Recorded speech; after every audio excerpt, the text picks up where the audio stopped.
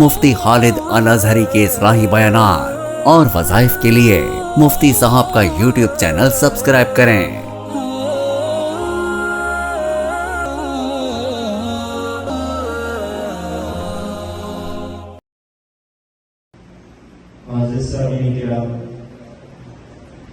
الحمدللہ اس رب کا شکر ہے کہ اس نے بے احسان عظیم کیا، ہمیں نبی آخر الزمان صلی اللہ علیہ وسلم کی امت کا فرد بنایا۔ یہ امت محمدیہ اتنا بڑا اعزاز ہے کہ جب اللہ تبارک و تعالی قیامت قائم فرمائیں گے تو امت محمدیہ کو سابقہ امتوں پہ گواہ بنا کے پیش کیا جائے گا۔ یہ اعزاز صرف نسبت محمدی صلی اللہ علیہ وسلم کی وجہ سے ہے۔ آپ صلی اللہ علیہ وسلم کی بدولت اس امت کو یہ اعزاز حاصل ہوا کہ آئی تو سب سے بعد میں، کل قیامت کے دن جنت میں سب سے پہلے اللہ داخل فرمائے، آئی تو سب سے بعد میں، لیکن اللہ اسے تمام امتوں کا سردار بنا دیں گے۔ کیوں؟ جس طرح ہمارے پیغمبر صلی اللہ علیہ وسلم کو اللہ نے تمام انبیاء کا سردار اور امام بنایا ہے، اسی طریقے سے، اسی نسبت کی وجہ سے، وگرنہ ہمارے جو حالات ہیں، یقین کیجیے کہ اگر دنیا کی سب سے گری ہوئی قوم کوئی ہوتی تو موجودہ دور کے مسلمان ہوتے۔ سابقہ امتوں کے حالات دیکھ لیں، جس کسی قوم پر اگر کسی وجہ سے آسمانی عذاب اللہ نے نازل کیا تھا، وہ سب کی سب خامیاں، سب کے سب گناہ اس امت کے اندر موجود ہیں۔ اس امت میں وہ سارے گناہ موجود ہیں۔ آپ دیکھ لیں، اگر بدکاری کی وجہ سے تھا تو خود بتائیں کیا ہم کسی سے کم ہیں؟ اگر بے حیائی کی وجہ سے تھا تو ہمارا پہلا نمبر ہے۔ بے ایمانی کی وجہ سے تھا تو ہم سب سے اگلی صف میں نظر آتے ہیں۔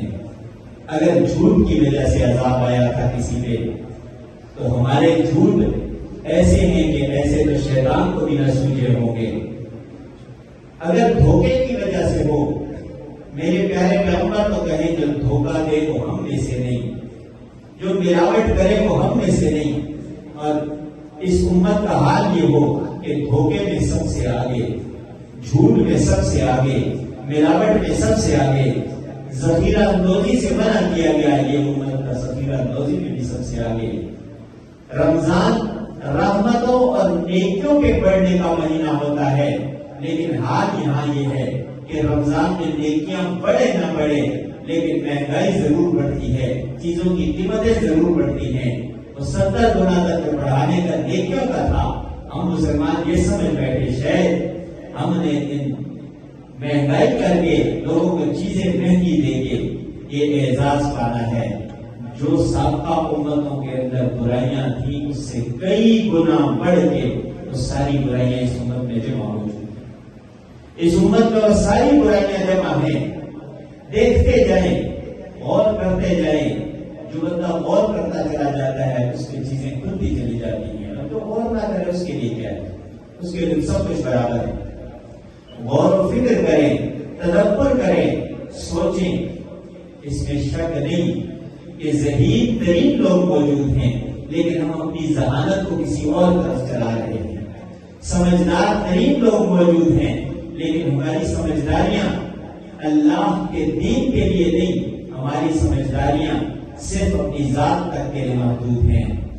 ہم سیانے بنتے ہیں لیکن صرف اپنے لیے سیانے بنتے ہیں، لیکن جانتے ہیں میرے پیارے پیغمبر صلی اللہ علیہ وسلم نے کیا فرمایا؟ سمجھدار کسے کہا؟ مجھے آپ کو سمجھدار نہیں کہا، میرے پیارے پیغمبر صلی اللہ علیہ وسلم نے فرمایا القیس من دان نفسہ وعمل لما بعد الموت۔ عقل مند کی تعریف ہم سے کوئی پوچھے، ہمارا انداز اور ہوگا، ہم کچھ اور بتائیں گے کہ عقل مند کون ہوتا ہے۔ کیوں؟ ہماری سوچ یہاں تک کی ہے. ہم کہیں گے جی سمجھدار وہ ہے جس کا کاروبار روز بروز ترقی کر رہا ہے، سمجھدار وہ ہے جس نے محل نما کوٹھی بنا لی، سمجھدار وہ ہے جس کا کاروبار دن دوگنی رات چوگنی ترقی کر رہا ہے. حالانکہ میرے پیارے پیغمبر صلی اللہ علیہ وسلم تمام کائنات کے سردار، آقائے دو جہاں، دنیا و آخرت کے آقا، آپ صلی اللہ علیہ وسلم فرماتے ہیں القیس من دان نفسہ وعمل لما بعد الموت. عقل مند وہ ہے جو خود کو پہچان لے. عقل مند کون ہے؟ جو خود کو پہچان لے. اور اسی میں اکتفا نہیں فرمایا وعمل لما بعد الموت، خود کو پہچاننے کے بعد موت کے بعد کے لیے عمل کرے. جو موت کے بعد کے لیے عمل کرے گا، میرے پیارے آقا فرماتے ہیں کہ وہی سمجھدار ہے. ہم نے سمجھداری کسی اور طرف منتقل کر دی. ہم سمجھتے ہیں شاید سمجھدار ایسا ہوگا جو دنیا میں کامیاب ہے. نہیں، دنیا میں کسی کے پاس مال کی فراوانی ہونا یہ اس کی کامیابی کی دلیل نہیں ہے، یا کسی کے پاس تندرستی کا ہونا یہ اس کی ناکامی کی دلیل نہیں ہے. یہ تو اللہ تبارک و تعالیٰ کا ایک نظام ہے. اللہ اپنے طریقے کے مطابق چلتے ہیں، اس نظام کے مطابق چلتے ہیں. اللہ تبارک و تعالیٰ جانتے ہیں کس کو کیسا رکھنا ہے. یہ اللہ کا طریقہ ہے. اور اللہ علام الغیوب ہے. علام کوئی اور نہیں ہے سوائے میرے اللہ کے. اللہ علام ہے. اللہ جانتا ہے، اللہ کے علم میں ہے کہ کون کیا کرے گا، کس کو کیسا رکھوں تو وہ کیسا رہے گا. اب یہاں پہ انسان کہہ سکتے ہیں اللہ نے ایسا رکھا، اللہ نے مجھے متکبر کرتا، اعوذ باللہ، ایسے نہیں ہے. اللہ نے سمجھ دی ہے، شعور دیا ہے، عقل دی ہے اور دنیا کی پہچان دی ہے. اللہ نے پہچان دی ہے. ہمیں یہ تو پتا ہے کہ یہ رات ہے، ہمیں یہ تو پتا ہے، ہم نیکی بھی جانتے ہیں. لیکن سب کچھ کے جاننے کے باوجود جب ہم برائی کو اپنے لیے پسند کریں گے تو کیا اللہ ہمیں زبردستی نیکی کی طرف لائے گا؟ اللہ نے تو اختیار دیا ہے. اختیار تو اسی چیز کا نام ہے، تقدیر اسی چیز کا نام ہے کہ اللہ تبارک و تعالیٰ نے رستہ دکھا دیا، صراط مستقیم بتا دیا کہ یہ صراط مستقیم ہے، یہ رستہ ہے، اس پہ چلو گے تو کامیاب ہو جاؤ گے، اسے چھوڑو گے تو ناکام نامراد ہو جاؤ گے. ہم جانتے ہیں صراط مستقیم یہ والا ہے. ہم نے جس جگہ جانا ہے، جنت کا راستہ یہ ہے کہ آس پاس جو رستے کی جنت سے بھٹکانے والے ہیں، ہم باوجود اس کے کہ جنت کا رستہ جانتے ہیں، قرآن ہمارے پاس ہے، حدیث ہمارے پاس ہے، بتانے والے ہمارے پاس ہیں، لیکن اس کے باوجود ہم اس کے مخالف سمت میں چلنا شروع کر دیتے ہیں اور کہتے کیا ہیں کہ جی ہم نے جنت میں جانا ہے اور جنت بھی ہمیں معمولی نہیں چاہیے، جنت بھی جنت الفردوس چاہیے، اور جنت الفردوس کی صرف نہیں چاہیے، جنت الفردوس میں جو مانگتے ہیں اے اللہ نے جنت الفردوس میں اعلیٰ مقام صاف کروا. جنت الفردوس کی اعلیٰ مقام والی چاہیے، اور کرتوت کون سے ہیں؟ وہ جہنم میں جانے والے ہیں. یہ تو ہماری منافقت ہے، یہ تو منافقت ہے. کرے کچھ اور مانگے کچھ، عمل کچھ ہو سرا کچھ مانگے، یہ تو نہیں ہو سکتا. یہ تو اللہ نے دنیا میں مثالیں دے دی. کوئی شخص گندم بو کے مکئی کی فصل کی امید نہیں رکھ سکتا، مکئی بو کے چاول کی فصل کی امید نہیں رکھ سکتا، کیونکہ اسے پتا ہے جو بو رہا ہوں یہی نکلے گا، یہی فصل آئے گی.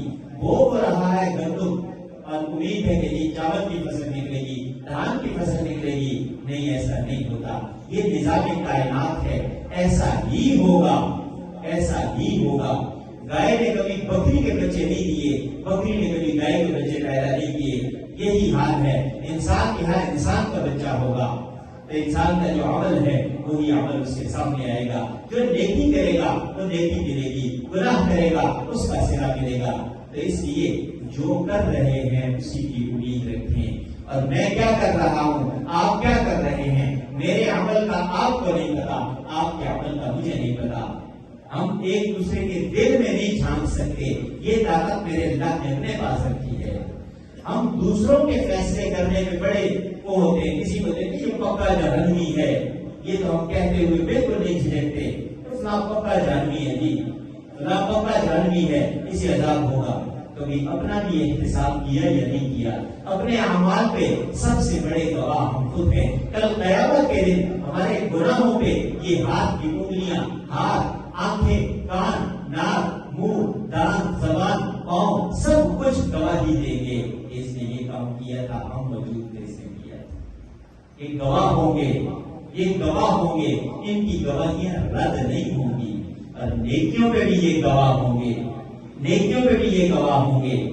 जो भी कुछ करता है उसके अपने जिस्म के आजाद उसके गवाह है ना, वो गवाहियां देंगे। आज हमारा हाल ये है। मेरे प्यारे पैगंबर सल्लल्लाहु अलैहि वसल्लम ने अल्लाह के सामने हाथ उठा के रो के गिड़गिड़ा के दुआएं की थी। कब?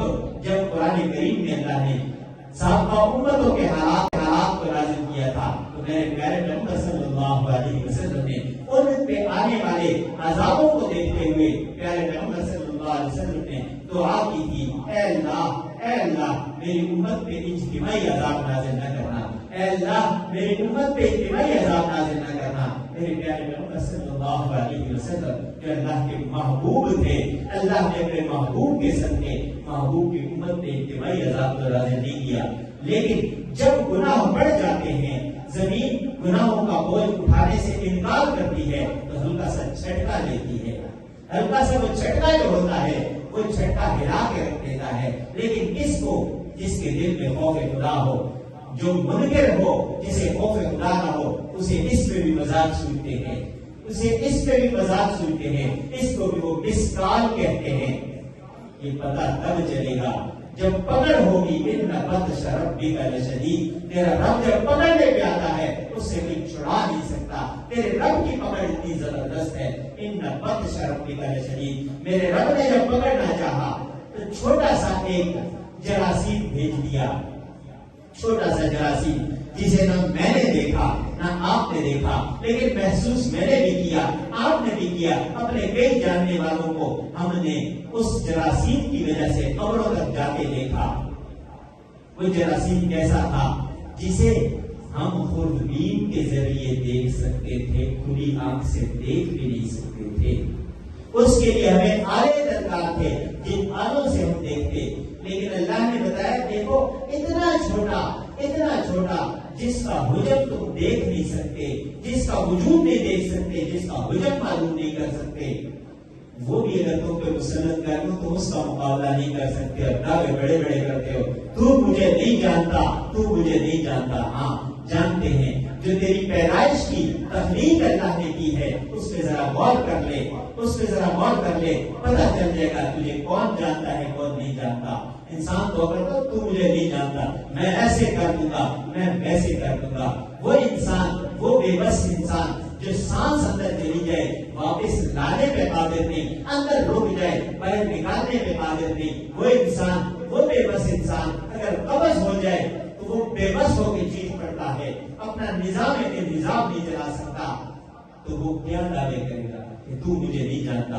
अगर इंसान की हकीकत बयान करना शुरू कर दी जाए, हाँ तू ये है, तू इतना बेबस है कि तू तो कदम पे नहीं उठा सकता, तू इतना बेबस है तू उठ के चल नहीं सकता अगर अल्लाह न चाहे। दावे इतने बड़े बड़े करते हैं, अकड़ इतनी होती है कि जमीन पे चलते हैं तो जमीन को कहते हैं तू चल, मैं आया, मैं कुछ हूं। नहीं, इंसान की हकीकत, अल्लाह को आजिज इंसान पसंद है, अल्लाह को आजिज पसंद है। लेकिन किसको? जिसके दिल में खौफ खुदा हो, जो मुनकिर हो, जिसे खौफ खुदा ना हो, उसे इस पे भी मजाक सुनते हैं, उसे इस पे भी मजाक सुनते हैं, इसको भी वो मिसकाल कहते हैं। ये पता तब चलेगा जब पकड़ होगी। इन्ना बत्श रब्बिका लशदीद, तेरा रब जब पकड़ने पे आता है उससे कोई छुड़ा नहीं सकता। तेरे रब की पकड़ इतनी जबरदस्त है। इन्ना बत्श रब्बिका लशदीद, मेरे रब ने जब पकड़ना चाहा तो छोटा सा एक जरासीम भेज दिया, छोटा सा जरासीम जिसे ना मैंने देखा ना आपने देखा, लेकिन महसूस मैंने भी किया, आपने भी किया। अपने कई जानने वालों को हमने उस जरासीम की वजह से कब्रों तक जाके देखा। वो जरासीम कैसा था? जिसे हम खुर्दबीन के जरिए देख सकते थे, खुली आंख से देख भी नहीं सकते थे। उसके लिए हमें आले दरकार थे जिन आलों से हम देखते। लेकिन अल्लाह ने बताया, देखो इतना छोटा जिसका हुजम तुम देख नहीं सकते, जिसका वजूद नहीं देख सकते, जिसका हुजम मालूम नहीं कर सकते, وہ بھی اگر تم پہ مسلط کر دوں تم اس کا مقابلہ نہیں کر سکتے، اب دعوے بڑے بڑے کرتے ہو، تو مجھے نہیں جانتا، تو مجھے نہیں جانتا۔ ہاں جانتے ہیں، جو تیری پیدائش کی تخلیق اللہ نے کی ہے اس پہ ذرا غور کر لے، اس پہ ذرا غور کر لے، پتہ چل جائے گا تجھے کون جانتا ہے کون نہیں جانتا۔ انسان تو کرتا تو مجھے نہیں جانتا، میں ایسے کر دوں گا، میں ویسے کر دوں گا۔ وہ انسان، وہ بے بس انسان جو سانس اندر چلی جائے واپس لانے پہ قادر نہیں، اندر رک جائے باہر نکالنے پہ قادر نہیں، وہ انسان، وہ بے بس انسان اگر قبض ہو جائے تو وہ بے بس ہو کے چیز پڑتا ہے، اپنا نظام نہیں چلا سکتا، تو وہ کیا دعوے کرے گا کہ تو مجھے نہیں جانتا۔ اگر انسان کی حقیقت بیان کرنا شروع کر دی جائے، ہاں تو یہ ہے، تو اتنا بے بس ہے کہ تو قدم پہ نہیں اٹھا سکتا، تو اتنا بے بس ہے تو اٹھ کے چل نہیں سکتا اگر اللہ نہ چاہے۔ دعوے اتنے بڑے بڑے کرتے ہیں، اکڑ اتنی ہوتی ہے کہ زمین پہ چلتے ہیں تو زمین کو کہتے ہیں تو چل میں آیا، میں کچھ ہوں نہیں۔ انسان کی حقیقت، اللہ کو عاجز انسان پسند ہے، اللہ کو عاجز پسند ہے۔ میرے پیارے پیغمبر صلی اللہ علیہ وسلم ساری کائنات سے بلند ہستی، ساری کائنات سے بلند ہستی، ساری کائنات سے بڑی ہستی، ساری کائنات سے عظیم ہستی، میرے پیارے پیغمبر صلی اللہ علیہ وسلم کو نبوت ملنے سے پہلے بھی، نبوت ملنے کے بعد بھی کبھی سیدھے اکڑ کے نہیں چلے۔ میرے پیارے پیغمبر تو ہمیشہ چھپ کے چلا کرتے تھے، میرے پیارے پیغمبر ہمیشہ چھپ کے چلا کرتے تھے۔ ہمارے استاد محترم تھے مفتی نظام الدین شاہ مزید رحمہ اللہ نے قد کاٹ دیا تھا، اچھے خاصے لمبے چوڑے تھے، جھوٹ کے چلا کرتے تھے۔ میں نے ایک مرتبہ پوچھا کہ حضرت آپ کیوں جھوٹ کے کیوں چلتے ہیں؟ آگے سے ان کا جواب تھا، بیٹا تم نے شمائل ترمذی نہیں پڑھے جس میں نبی کریم صلی اللہ علیہ وسلم کی آلات مبارکہ آپ کے طور طریقے تھے، سنت کا اتنا اتباع یہ لوگ کیا کرتے تھے کہ جیسے نبی پاک صلی اللہ علیہ وسلم کا چلنا تھا ویسے چلنا شروع کر دیا۔ تو کہنے کا مقصد یہ کہ اللہ کے حبیب صلی اللہ علیہ وسلم تو زمین پہ اکڑ کے نہیں چل رہے، اگر وہ اکڑ کے چلنا چاہتے تو چل سکتے تھے۔ اللہ نے اتنا مقام دیا تھا، اتنا مرتبہ دیا تھا کہ وہ اپنے مرتبے پہ فخر کر سکتے تھے، لیکن کبھی فخر نہیں کیا، کبھی اکڑے نہیں، کسی کو یہ نہیں کہا کہ تو مجھے نہیں جانتا، دشمن کو یہ نہیں کہا کہ تو مجھے نہیں جانتا، بلکہ عاجزی کا اظہار کیا۔ جب طائف والوں نے پتھر مارنے چاہے تو اس وقت اللہ کے حکم سے فرشتے آپ کی خدمت میں حاضر ہو گئے، انہوں نے کہا تھا پہاڑوں کے فرشتے جبرائیل امین کے ساتھ ہے، اور عرض کی اے اللہ کے رسول صلی اللہ علیہ وسلم آپ اجازت دیں، آپ اجازت دیں میں طائف کے پہاڑوں کو آپس میں ملا دوں، ان بدبختوں کو میں پہاڑوں کے درمیان دبا دوں۔ تو میرے پیارے پیغمبر صلی اللہ علیہ وسلم جنہیں اللہ نے سب کچھ دیا تھا، ساری طاقتیں دی تھی، ساری طاقتیں دینے کے بعد اللہ نے رحمت للعالمین بنایا تھا، میرے پیارے پیغمبر صلی اللہ علیہ وسلم نے فرمایا نہیں، میں نہیں چاہتا کہ یہ بدبخت تو ایسے ہیں کہیں ان کی نسلوں میں کوئی ہدایت والا آنے والا ہو اور ہم انہیں ختم کرا دیں، نہیں، میں اللہ سے دعا کروں گا اے اللہ اللہم اہدی قومی فإنہم لا یعلمون، اے اللہ میری قوم کو ہدایت دے اس لیے کہ یہ جانتے نہیں ہیں، اگر یہ مجھے جانتے تو ایسا نہ کر سکتے، ایسا نہ کرتے اور نہ کر سکتے۔ تو عرض کرنے کا مقصد یہ کہ میرے پیارے پیغمبر صلی اللہ علیہ وسلم کی دعا اس امت کے لیے ہے کہ اللہ اس امت پہ اجتماعی عذاب نازل نہ کرنا۔ اللہ کیا راضی ہوں گے ہم سے؟ ذرا غور کیجیے گا فلسطین کے اندر کیا ہو رہا ہے، فلسطین میں جو ظلم ہو رہا ہے، لاشیں، بچوں کی لاشیں دھماکوں سے آسمان تک اٹھتی ہیں اور نیچے ریزہ ریزہ ہو کے گرتے ہیں، مسلمانوں کی کان پہ جوں تک نہیں رکھتی، انہیں کیا فلسطین میں ہو رہا ہے؟ میں حلفاً کہتا ہوں خدا نہ کرے، خدا نہ کرے ہم فلسطین کے باسی ہوتے تو یقین جانیے ہم مسجد اقصی بیت المقدس کو سونے کی پلیٹوں میں رکھ کے یہودی کے حوالے کر چکے ہوتے، ہم کر چکے ہوتے۔ یہ تو وہ غیر مند قوم ہے جو مقابلہ کر رہی ہے، نہتے ہیں لیکن مقابلہ کر رہے ہیں، ان کے معصوم بچوں کے جذبے، آپ ان کی اگر کوئی کلپ سنیں، کوئی ویڈیو سنیں بچوں کے، تو ان کے اندر جذبہ جہاد اونٹ کے بھرا ہوا ہے، لیکن پوری دنیا کے بے حس حکمران نہ ان کی کوئی مدد کر رہا ہے۔ دنیا کی طاقتور ترین افواج ہمارے پاس ہیں، لیکن ہم بے حس ہیں، ہم کچھ نہیں کر سکتے، ہم کچھ نہیں کر سکتے۔ قوم کا قصور نہیں، قوم کا قصور اس لیے نہیں کہ قوم جا نہیں سکتی، بے بس ہے، مگر نہ جذبہ جہاد سب کے اندر بھرا ہوا ہے، ہر ایک تیار ہوگا، لیکن ہم بے بس ہیں، ہمارے لیے رکاوٹیں ہیں۔ تو اس موقع کے لیے نبی کریم صلی اللہ علیہ وسلم کی جو تعلیمات ہیں، جب ہم بے بس ہو جائیں، جب ہم خود کچھ نہ کر سکیں تو کیا کریں گے؟ ہم اللہ سے دعا کریں گے نا۔ ہم تو دعا بھی نہیں کرتے، ہم دعا بھی نہیں کرتے۔ یقین جانیے اگر ہم دعائیں کرتے، صدق دل سے دعا کرتے، اللہ تبارک و تعالیٰ فرماتے ہیں ادعونی استجب لکم، ادعونی استجب لکم۔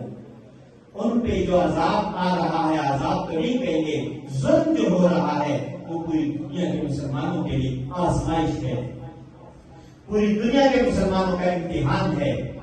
اللہ ان بے بسوں کی وجہ سے ان پہ جو آزمائش ہے، اس آزمائش میں جو ظلم ہو رہا ہے وہ ہم سب مسلمانوں کے لیے آزمائش ہے۔ اللہ تبارک و تعالیٰ جھنجھوڑ رہے ہیں۔ اس گزشتہ ہفتے میں 2 مرتبہ زلزلہ آیا، 2 مرتبہ زلزلہ آیا۔ اللہ جھنجھوڑ رہا ہے، ظالموں جاگ جاؤ، ظالموں ہوش کر لو، ادھر کیا ہو رہا ہے، تم کیا کر رہے ہو۔ آج بھی ہم سے کچھ نہیں ہو پا رہا، کچھ بھی نہیں بن پا رہا۔ یہ پرسوں جو اسلام آباد میں زالہ باری ہوئی، یہ کیا زالہ باری تھی؟ اللہ کا عذاب تھا۔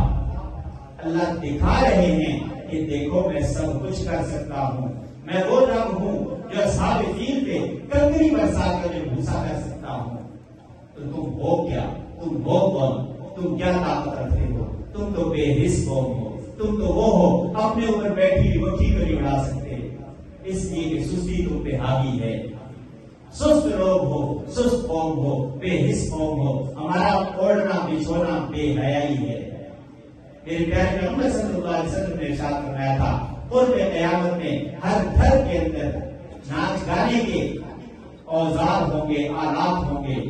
صحابہ کو تعجب ہوا تھا کہ اللہ کے رسول یہ کیسے ہو سکتا ہے، ہر گھر کے اندر ناچ گانے کے آلات کیسے ہو سکتے ہیں؟ یہ قیامت کی نشانیوں میں سے نشانی میرے پیارے پیغمبر نے بتائی تھی۔ صحابہ کو تعجب تو ہونا تھا، کیوں؟ وہ تو ایمان والے لوگ تھے نا، وہ تو غیرت والے اور حیا والے لوگ تھے۔ ان کے ہاں ناچ گانے کے آلات صرف کنجروں اور ڈوبوں مراسیوں کے پاس ہوا کرتے تھے۔ آج کس گھر کے اندر ناچ گانا نہیں ہے؟ وہ گھر مجھے بتا دے اس میں ناچ گانے کے آلات نہیں ہیں۔ دیکھیں دنیا کی کوئی بھی ایجاد بذات ہی بری نہیں ہوا کرتی، کوئی بھی ایجاد ہے دنیا میں، کوئی بھی ایجاد ہے، ایجادات استعمال کرنا ہر انسان کا حق ہے، بحیثیت انسان ہر ایک کا حق ہے، لیکن ہر چیز کے 2 استعمال ہیں، ایک اس کا یوز ہے، ایک ابیوز ہے۔ اگر یوز کریں گے اچھے کے لیے کریں نا، یہی جو نیٹ ہے اس کو ہم قرآن کے لیے، حدیث کے لیے کریں، پوری کی پوری حدیث کے مجموعے کو اس کے اندر سمو دیا گیا ہے۔ پورے قرآن کی صرف ایک تفسیر نہیں، جتنی تفاسیر ہے ساری اس کے اندر موجود ہے، صرف انہیں اچھی چیزیں موجود ہیں اس میں، لیکن اگر دیکھیں دنیا کی ساری بے حیاں بھی اس کے اندر موجود ہیں، ساری بے شرمی بھی اس کے اندر موجود ہے۔ بنانے والوں نے سب کچھ ڈال کے کہا اب تمہارے پاس اختیار ہے، ادھر جاتے ہو ادھر جاؤ، ادھر جاتے ہو ادھر جاؤ، روشنی کی طرف جاتے ہو روشنی بھی تمہارے سامنے ہے، اندھیرے میں کودنا چاہتے ہو تمہارے سامنے ہے۔ ہم نے اندھیرے کو پسند کر لیا کیونکہ اس کے اندر لذت ہے، اس لذت کو اپنا لیا۔ ہماری تنہائیاں پاک نہیں ہیں، ہم پاک اس وقت ہوں گے جب ہماری تنہائیاں پاک ہوں گی۔ ہماری تنہائیاں تو آلودہ ہیں، تنہائیاں ہماری آلودہ ہیں۔ ہم علیحدگی میں تنہائی میں جو کچھ دیکھتے ہیں ہمارا اصلی من وہ ہے، اصلی من وہ ہے جو ہم تنہائی میں کرتے ہیں، تنہائی میں دیکھتے ہیں۔ لوگوں کے سامنے تو سارے پادشاہ ہیں، سارے اللہ کے ولی بنے ہوئے ہیں کہ میرے سے نیک کوئی نہیں، دوسرے کا احتساب کرنے کے لیے تیار بیٹھے ہیں۔ ہمارے ہاتھ میں اگر اللہ نے اختیار دیا ہوتا تو یقین جانیے اپنے علاوہ سب کو ہم جہنم میں ڈال کے چھوڑتے۔ یہ تو اللہ نے اختیار نہیں دیا۔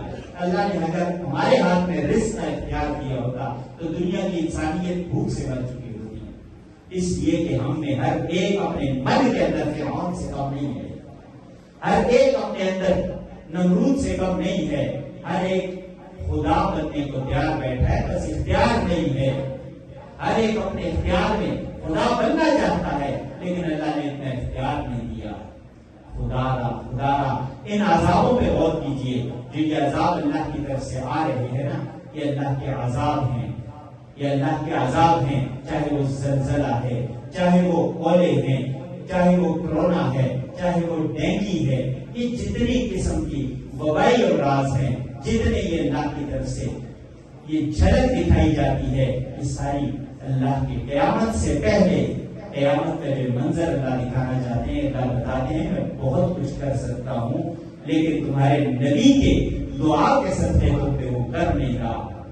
خبردار ہو جاؤ، توبہ طائب ہو جاؤ، توبہ کر لو. اس وقت ہم نے توبہ کرنی ہے. اللہ نے قرآن میں ہمیں وہ نسخہ بھی بتا دیا ان عذابوں سے کیسے بچو گے، اللہ کی ناراضگیوں سے کیسے بچو گے. دیکھیں پیچھے 4 مہینے بارش کی ضرورت تھی، بارش نہیں ہو رہی تھی. جب ضرورت تھی نہیں ہو رہی تھی. اس کا ثمر ہمیں کب نظر آئے گا؟ جب شدید گرمی ہوگی، پانی کی قلتیں ہو جائے گی، زیر زمین پانی کا لیول نیچے کو چلا جا رہا ہے.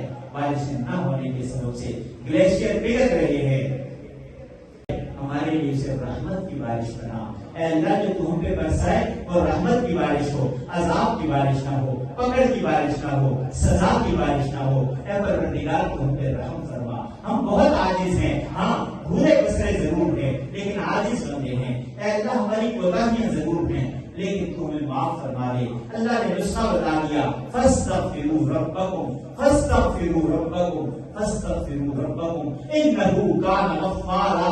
اللہ کہتے ہیں مجھ سے، اپنے رب سے معافی مانگو، مجھ سے معافی مانگو. انہ کان غفارا، بے شک تمہارا جو رب ہے نا وہ سب سے زیادہ بخشنے والا ہے، اس سے زیادہ معاف کرنے والا کوئی نہیں. ہم لوگ تو اگر کسی کو معاف کر بھی دینا، پہلے تو ہمارے اندر معافی کا مادہ ہی نہیں ہے. ہم ضدی ہیں، ہم بدلہ لینے والے ہیں. اگر معاف کر بھی دیں تو ساری زندگی دل سے وہ بات نہیں نکال سکتے کہ اس نے فلاں وقت میں یہ کیا تھا. جتنا بڑا اللہ کا ولی کیوں نہ ہو، دل میں بات، دل میں کسک رہ جاتی ہے، دل میں وہ خلش رہتی ہے. اس نے میرے ساتھ یہ کیا تھا، میرے بڑوں کے ساتھ یہ کیا تھا. چاہے معاف کر دے، چاہے معاف کر دے. زبان سے 1000 دفعہ کہہ دے میں نے معاف کر دیا، دل سے کوئی کسی کو معاف نہیں کرتا. کیوں؟ یہ انسانی فطرت ہے. انسان بدلہ اور انتقام کے لیے ہر وقت دل کے اندر اڑتا رہتا ہے. یہ انسانی فطرت ہے، یہ کسی انسان کی خامی نہیں ہے، یہ اس کی فطرت کا حصہ ہے. لیکن وہ لوگ جو اللہ کے پیارے بن جایا کرتے ہیں، اللہ ان کی اس صفت کو، اس خصلت کو ختم کر دیتے ہیں. ان کے دلوں میں اللہ پیار ہی پیار ڈال دیتے ہیں، ان کے دلوں میں اللہ نفرتیں ختم کر دیتے ہیں. تو اللہ سے استغفار کرو، اللہ بخشنے والا ہے. اللہ خود کہتا ہے مجھ سے مانگو، استغفار کرو، میں معاف بھی کر دوں گا. میرے سے زیادہ بخشنے والا کوئی نہیں، میرے سے زیادہ معاف کرنے والا کوئی نہیں. التائب من الذنب کمن لا ذنب لہ. پیارے پیغمبر صلی اللہ علیہ وسلم فرماتے ہیں گناہ سے توبہ کرنے والا ایسا ہے جیسا کہ اس نے گناہ کیا ہی نہیں. خدا صدق دل سے دعا کیا کریں. ضروری نہیں کہ ابتدائی دعا ہی دعا ہے، بلکہ انفرادی طور پہ راتوں کو اٹھیں، تہجد کے وقت اٹھیں، اللہ سے دعا کریں، روئیں، گڑ گڑائیں، اللہ سے عرض کریں پروردگار یہ دنیا میں جو مسائل ہیں، جو تکالیف ہیں، یہ میرے گناہ کے سبب سے ہے.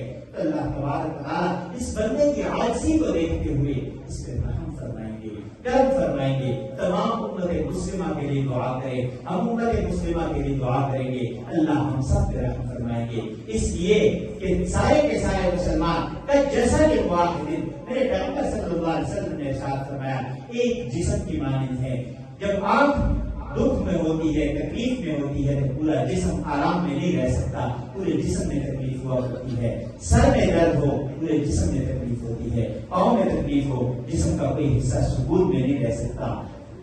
یہ کیسے ہو سکتا ہے؟ فلسطین میں ظلم ہے، کشمیر میں ظلم ہے اور پوری دنیا کا مسلمان بے حس پڑا ہوا ہے، بے سوچ پڑا ہوا ہے، اسے کوئی فکر نہیں ہے. اپنی سوچیں محدود کر لی ہے ہم نے اپنی سوچ کا محور اپنی ذات تک کر دیا ہے.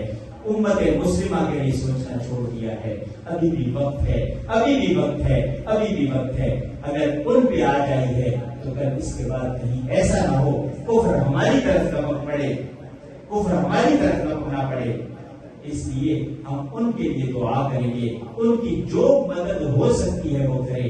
اس مدد کا ایک حصہ میں نے گزشتہ جمعے بھی عرض کیا تھا کہ اسرائیلی اور اسرائیلی نواز لوگوں کی پروڈکٹ کا بائیکاٹ کرے۔ خدا را خدا را خدا را، اتنا تو ہم کر سکتے ہیں۔ میرے پیارے محمد صلی اللہ علیہ وسلم کا یہ طریقہ تھا۔ آج بھی لوگ کہتے ہیں اس سے کیا ہوگا، ہم نہیں کہیں گے تو کیا ہوگا، اس سے یہ ہوگا ترکی میں 523 برانچیں بند ہوئی ہیں، اس سے یہ ہوگا۔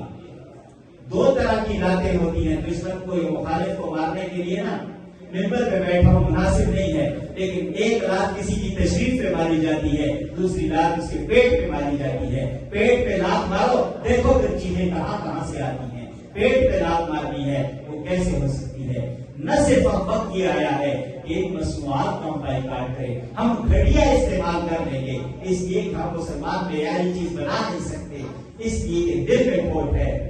ہم غیر معیاری استعمال کر لیں گے، لیکن صرف اس لیے کہ یہ مسلمان کی بنائی ہوئی ہے۔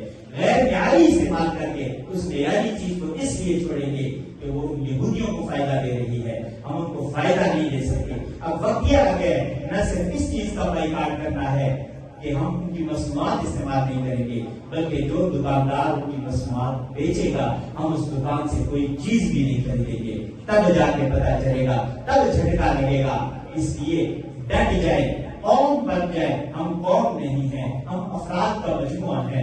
ہم ایک بھیڑ ضرور ہیں، ایک قوم نہیں ہے۔ ہم بھیڑ ہیں، قوم نہیں ہے۔ ہم جس دن قوم بن گئے اس دن ہم دنیا میں کامیاب ہو جائیں گے۔ اللہ تبارک و تعالیٰ سے دعا ہے، اللہ تبارک و تعالیٰ ہمارے اس درد دل کو ہمارے لیے واقعی سے درد دل بنائے۔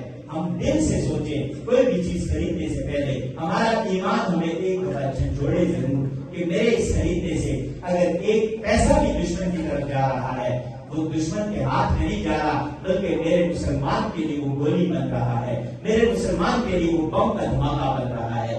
جب یہ سوچ ہوگی تو انشاءاللہ العزیز اللہ تبارک و تعالیٰ کی رحمت ہماری طرف متوجہ ہوگی۔ آخر دعوانا الحمدللہ۔